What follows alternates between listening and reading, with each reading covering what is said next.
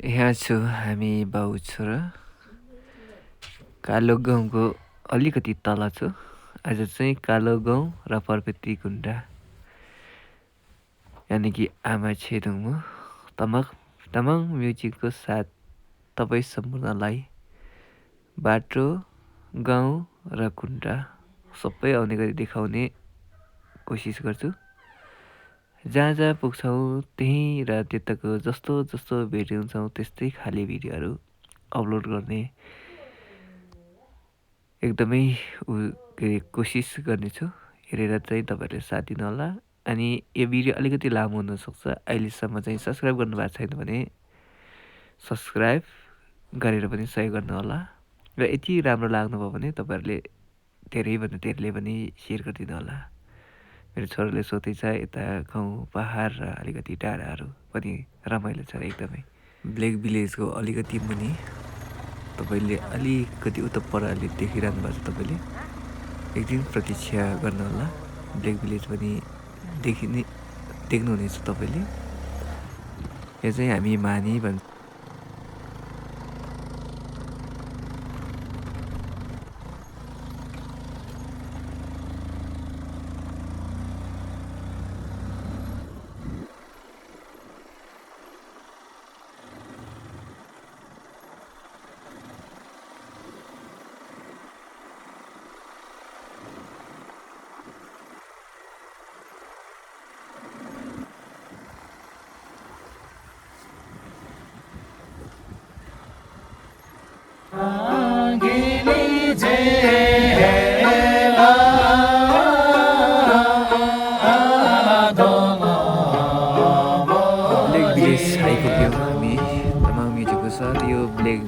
खाली च्याप्टे चाहिँ नि च्याप्टे किन देखे हातमा मार्ने ला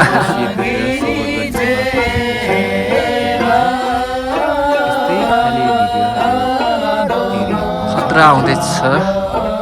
तपाईँ सम्पूर्णले यसो साथ सहयोग गर्न सबैले आग्रह गर्न चाहन्छु।